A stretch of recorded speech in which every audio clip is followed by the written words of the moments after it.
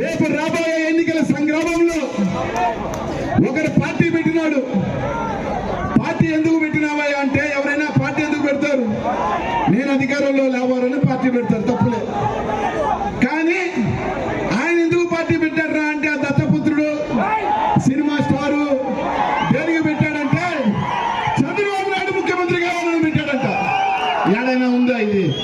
సరే, 7 నుంచి పోయి ఆ పక్కన రాష్ట్రంలో పోటీ చేసినాడు.